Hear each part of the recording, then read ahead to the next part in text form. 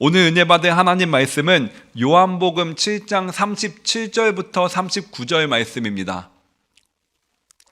요한복음 7장 37절부터 39절 말씀입니다.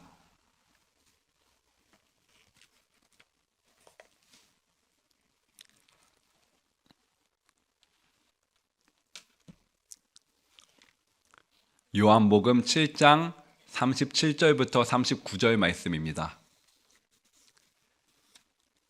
우리 요한복음 7장 37절부터 39절까지 말씀을 다 같이 합독하시겠습니다. 명절 끝날 곧 큰 날에 예수께서 서서 외쳐 이르시되 누구든지 목마르거든 내게로 와서 마시라. 나를 믿는 자는 성경의 이름과 같이 그 배에서 생수의 강이 흘러나오리라 하시니 이는 그를 믿는 자들이 받을 성령을 가리켜 말씀하신 것이라. 예수께서 아직 영광을 받지 아니하셨으므로 성령이 아직 그들에게 계시지 아니하시더라. 아멘. 저는 오늘 함께 읽은 하나님의 말씀을 근거로 해서 생수의 강이 내게서 흐르네 라는 제목으로 짧게 은혜 나누도록 하겠습니다. 우리가 예배 시간에 잘 부르지는 않지만 생수의 강이 내게서 흐르네 라는 제목의 찬양이 있습니다. 제가 짧게만 불러보면 생수의 강이 내게서 흐르네 오 생수의 강이 내게 넘쳐 흐르네 우물물아 솟아나라 솟아나서 넘치도록 이런 찬양이 있습니다. 이제 김영하 목사님이랑 저랑 같이 찬양 콘티를 두고서 이야기를 나눌 때 이 찬양 한번 해봤으면 좋겠다 하고 김영하 목사님이 말씀하셨거든요. 그래서 김영하 목사님이 금요 예배를 찬양 인도를 담당하시니까 조만간 이 곡이 올라오지 않을까 싶습니다. 아무튼 듣기만 해도 기분이 좋아지는 그런 가사와 리듬을 갖고 있는데요. 오늘 우리가 함께 읽은 성경 말씀에 등장하는 생수의 강이 내 안에서 흐르는 기쁨을 표현한 것입니다. 우리는 무엇인가를 잃어버리고 나면 그제서야 비로소 잃어버린 그것의 소중함을 느끼게 됩니다. 예를 들어 건강을 잃어버리게 되면 비로소 건강을 가지고 살았던 지난날의 소중함을 깨닫게 됩니다. 제가 얼마 전에 심한 감기에 걸려서 일주일 동안을 고생했었는데요. 제가 우리 교회에서 2년 4개월 동안 사역을 해오면서 아무리 몸이 안 좋아도 주일 예배 찬양 인도를 한 번도 쉬어본 적이 없는데 지난 11월 23일 주일에 처음으로 쉬어봤습니다. 그 정도로 요즘 감기가 많이 힘들고 어렵더라고요. 그리고 감기 없이 살았던 지난날에 대해 감사하게 되었습니다. 아무런 사건 사고 없이 그저 평범한 일상이었어도 감기 없이 사는 것만으로도 참 큰 축복이고 감사였구나 하고 말입니다.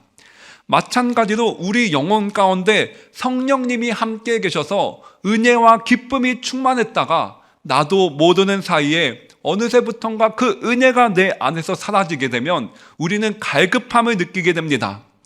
은혜와 기쁨과 평안이 있었던 내 영혼에 죄와 근심과 불안이 자리를 잡게 되면 당연히 이질감을, 불편한 이질감을 느끼게 되기 때문입니다.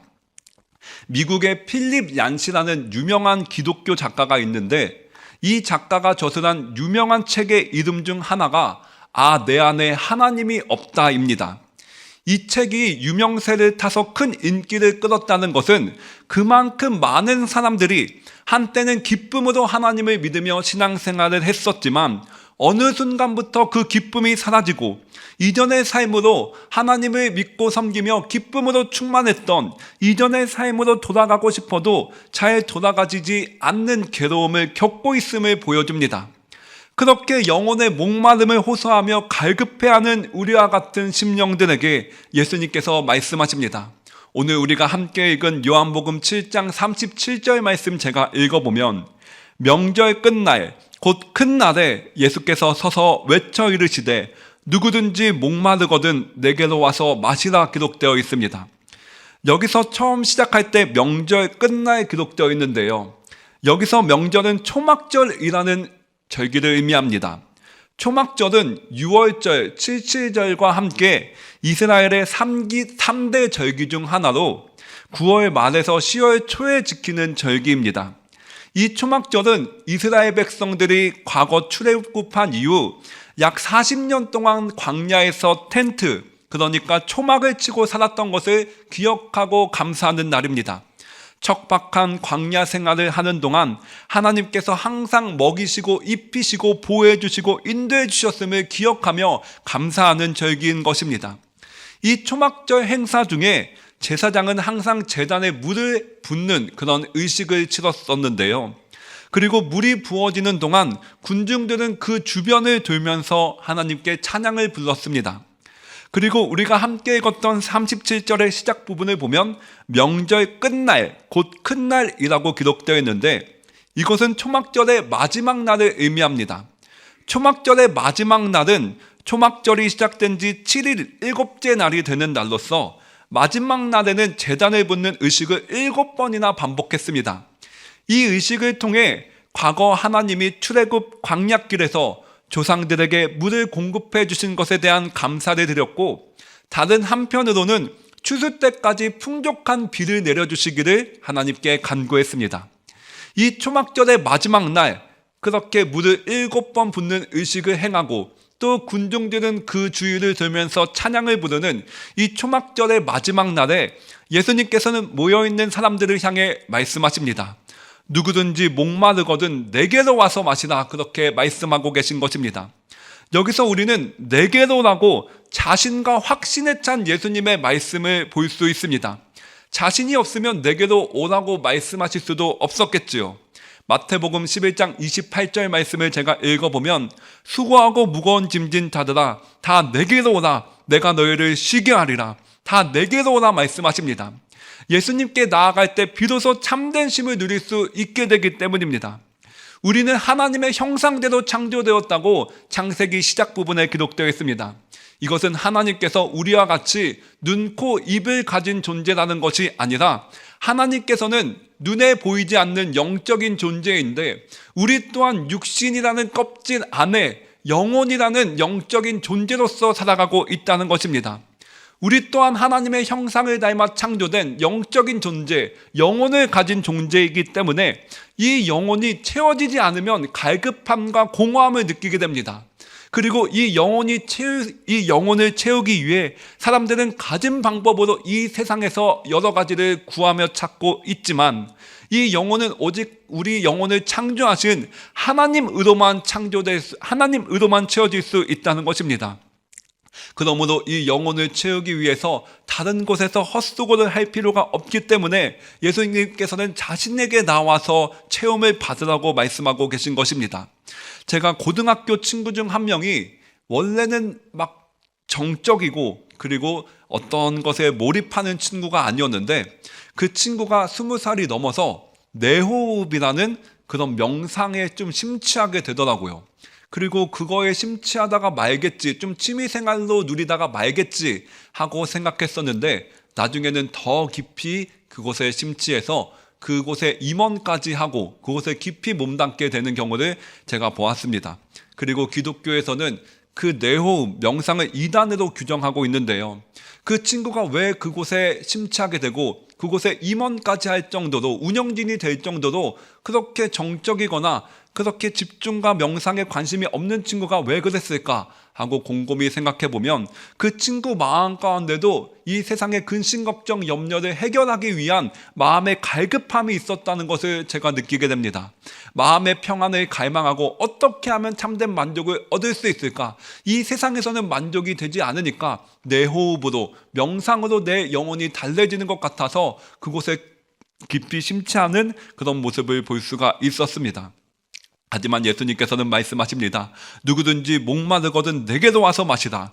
그리고 이어서 7장 38절을 읽어보면 나를 믿는 자는 성경의 이름과 같이 그 배에서 생수의 강이 흘러나오리라 하시니 기록되어 있습니다. 지금 이스라엘 백성들은 초막절 의식을 치르면서 제단에서 물이 흘러나오는 것을 보고 있습니다. 하지만 이 물은 시간이 지나면 언젠가 마르게 될 것입니다. 예수님은 자신을 믿는 자는 이 제단에 흐르는 물이 그 안에서 영원히 흐르는 것 같은 기쁨을 누리게 될 것이라고 선포하고 계십니다. 출애굽한 이스라엘 백성들이 광야에서 갈증으로 인해서 물을 마시지 못해서 고통을 당하고 있을 때 하나님께서 바위에서 샘물이 터져 나오게 하심으로 갈증을 해소시켜 주셨습니다. 마찬가지로 우리 아버지 하나님을 믿는 자, 우리 주 예수 그리스도를 믿는 자, 우리 영혼의 창조주를 믿고 우리 영혼 가운데 우리 생명의 근원이 되시는 분을 모셔드린 자에게는 갈증을 해소시켜주는 바위에서 샘물이 터져 나오는 것 같이 우리의 영혼 가운데, 우리의 뱃속 깊은 가운데서 생수의 강이 흘러 넘칠 것이라고 예수님께서 말씀해주고 계신 것입니다. 예수님께서 성경의 이름과 같이 그 배에서 생수의 강이 흘러나오리라, 성경의 이름과 같이라고 언급하셨지만 이것과 100% 일치하는 성경 구절은 없습니다. 하지만 대부분의 학자들은 다양한 성경 구절을 예수님께서 복합적으로 인용한 것으로 이해합니다. 예를 들면 이사야 58장 11절 말씀을 제가 읽어보면 너는 물된 동산 같겠고 물이 끊어지지 않는 샘 같을 것이다, 이렇게 기록되어 있으며, 에스겔서 47장 말씀을 보면 성전에서 생명의 강이 흘러나오는 환상을 에스겔에게 보여주시는데 이 강물이 흐르는 곳마다 모든 것이 살게 되리라, 그렇게 예언의 말씀이 선포되고 있습니다. 다시 말해 예수님을 믿는 사람의 내적인 영혼의 평안이, 하나님의 역사가 강물같이 흘러 넘쳐서 하나님께서 은혜와 사랑을 베풀어 주신다는 것을 성경 말씀을 통해 복합적으로 인용해 주신 것입니다. 찬양 가사 중에 걱정 근심 무거운 짐 아니 진 자 누군가, 그런 찬양 가사가 있습니다. 하지만 걱정 근심 무거운 짐 아니 진 자 한 사람도 없지만 우리는 천국에서 살아가는 것이 아니라 죄로 인해서 천국으로부터 쫓겨난 근심 걱정 염려 불안이 가득한 이 세상 가운데서 살고 있지만 그 모든 것들을 씻어버리는 은혜가, 생수의 강이 다 그런 것들을 씻어버리는 은혜가 우리의 삶 가운데 주어진다는 것입니다. 환경은 비록 어렵고 힘들지라도 나와 함께 하시는 그 하나님을 바라보는 믿음이 우리 안에 생김으로 말미암아 하나님께서 함께 하심으로 성령이 계시는 할렐루야의 기쁨의 마음이 우리 삶 가운데 흘러 넘치게 된다는 것입니다. 이 해갈은 이 성령의 공급하심으로, 이 생명의 생수가 내 안에 주어짐으로 인해서 갈증이 해갈되는 것은 우리 한 개인의 목마름을 채워주고 마는 것이 아니라 흘러 넘칠 것이라고 성경은 기록하고 있습니다. 나를 믿는 자는 성경의 이름과 같이 그 배에서 생수의 강이 흘러나오리라. 여기서 흘러난다는 것은 원어로 보면 밖으로 넘쳐 흐를 정도로 풍성하게 공급되고 있다는 것입니다. 우리 삶 가운데 내가 알게 모르게 성령 하나님의 역사하심으로 말미암아 내가 하나님의 은혜로 충만하면, 내가 성령의 임재하심에 있는 삶을 살게 되면 나도 모르는 사이에 내 삶의 주변에 있는 사람들에게도 하나님의 은혜의 생수가 전해지는 데 성령의 역사가 있게 된다는 것입니다. 고난 삶의 시원한 생수와 같은 존재가 되는 것처럼 귀중하고 가치 있는 삶이 어디 있겠습니까? 우리의 삶이 그렇다는 것입니다.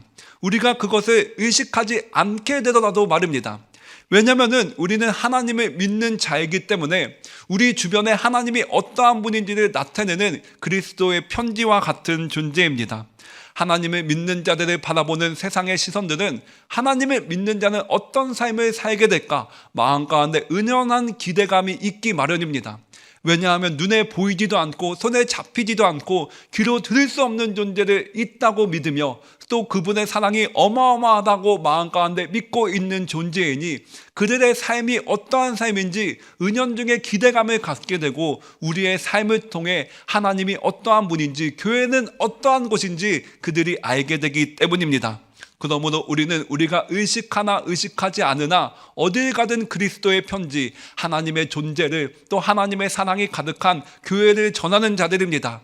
그리고 생수의 근원 되시는 그 하나님을 전하는 자이기 때문에, 생수의 근원이 넘쳐 흐르는 그 교회를 전하는 자이기 때문에 우리 주변에 있는 모든 이에게, 우리는 영혼의 갈증과 메마름에 시달리고 있는 우리 주변에 있는 모든 자들에게 생수의 근원 되시는 주님을 소개함으로 생수의 그 시원함을, 갈증의 해갈됨을 전하는 귀중한 사명을 받은 자들임을 우리가 명심하기를 소망합니다.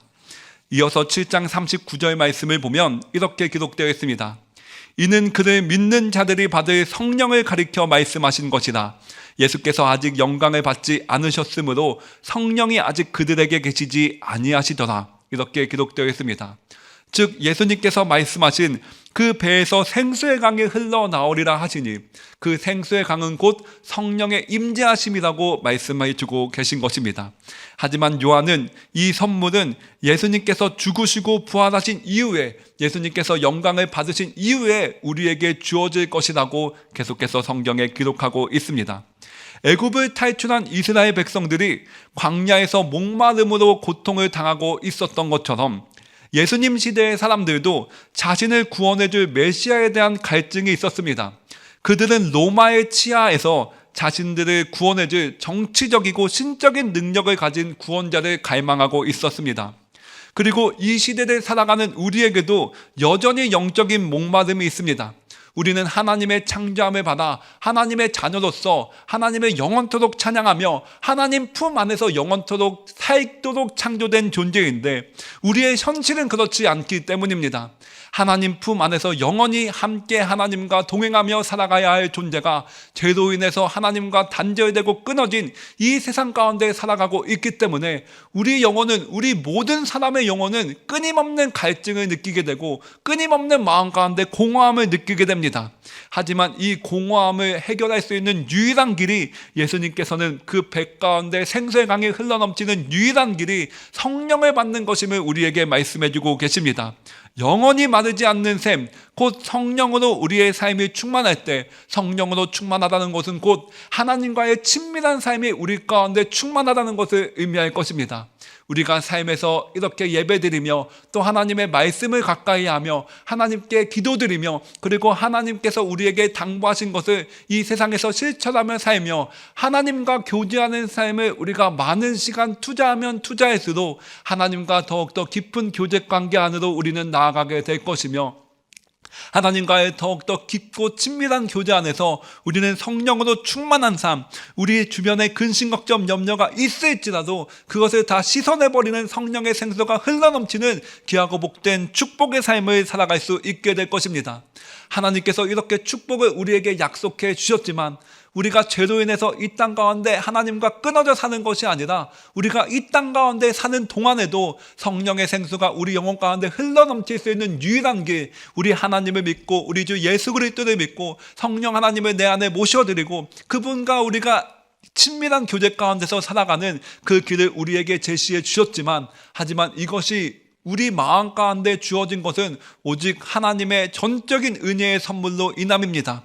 눈으로 볼 수도 없고 귀로 들을 수도 없으며 손으로 잡을 수도 없는, 사람의 이성으로는 도무지 깨달을 수 없는 그 하나님의 존재를, 하나님의 사랑을 깨닫게 해주신 분은 내가 하나님을 믿은 것이 아니라 하나님을 볼 수 있도록 내 마음의 눈을 열어주신 하나님의 은혜가 있었기 때문입니다. 이 하나님의 은혜를 받지 못한 자들은 예수님께서 이렇게 성령의 생수의 말씀을 선포하지만 그 말씀에 대해서 오히려 대적하는 모습을 볼 수 있습니다.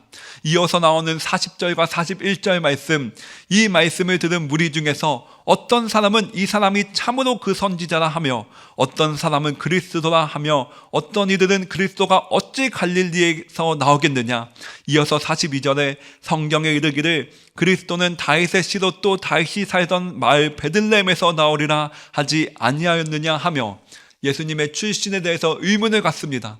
그리고 이어서 45절과 46절 말씀을 보면 아랫사람들이 대제사장들과 바리새인들에게로 오니 그들이 묻되 어찌하여 잡아오지 아니하였느냐. 아랫사람들이 대답하되 그 사람이 말하는 것처럼 말한 사람은 이때까지 없었나이다 하니, 이 예수님의 진리의 말씀을 마음 가운데 품고 그 말씀을 마음에 환영한 사람들도 있었지만 왜 예수님을 잡아오지 않았느냐며 대적하는 자들도 여전히 있었음을 우리가 볼 수 있습니다.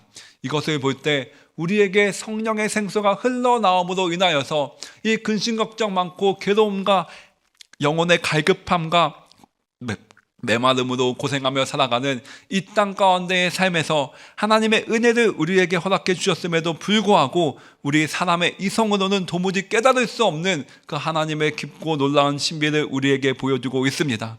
그리고 우리가 이 자리에서 또 우리가 각자의 자리에서 이 시간 기도하며 하나님의 임재를 구하는 것, 성령의 임재를 구하는 것, 우리 영혼 가운데 성령의 생수가 흘러넘치도록 우리가 간구할 수 있는 것, 이것 또한 하나님의 은혜의 선물로 우리에게 주어진 것임을 믿고 우리가 더욱더 힘써 하나님과의 친밀한 관계를 구하며 하나님께 기도하며 하나님의 말씀 안에서 살아가는 우리가 되도록 우리는 힘써야만 하겠습니다.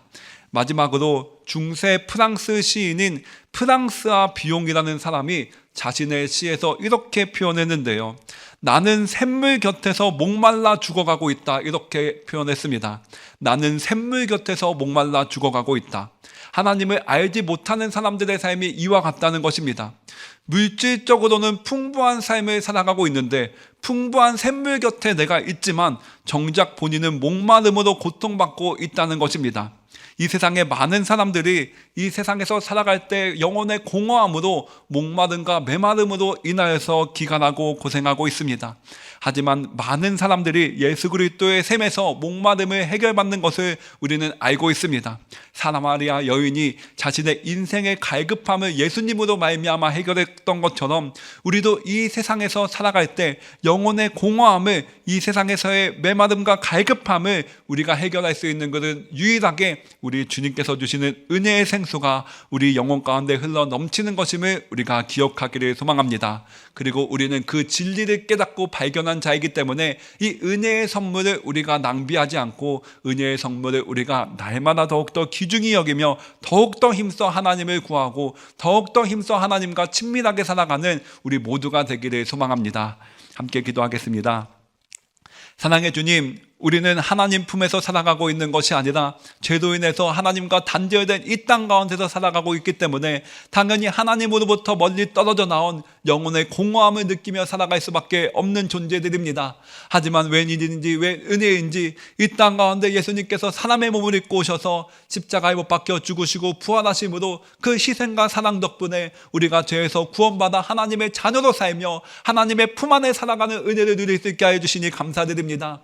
우리가 비록 근심 걱정 많은 이 땅 가운데서 살아가고 있지만 영혼이 공허하고 갈급하고 메마를 수밖에 없는 환경 가운데서 살아가고 있지만 우리 하나님을, 우리 예수님을, 우리 성령님을 우리 영혼 가운데 모셔드리며 살아갈 때 우리 영혼에서는 생수의 강이 흘러넘치는 그런 귀하고 축복된 삶임을 우리 주님께서 말씀해주고 계십니다. 우리가 성령의 생수가 우리 영혼 가운데서 흘러넘치는 것을 우리 삶 가운데 매일의 삶에 누리기를 소망합니다. 하나님의 말씀 안에, 오늘도 하나님의 기도 안에 하나님과 친밀한 삶을 누리며 우리 주님께서 주시는 생수의 은혜를 우리가 오늘도 충만하게 누리며 살아갈 수 있도록 인도하여 주시옵소서. 감사드리며 우리 주 예수 그리스도 이름으로 기도했습니다. 아멘.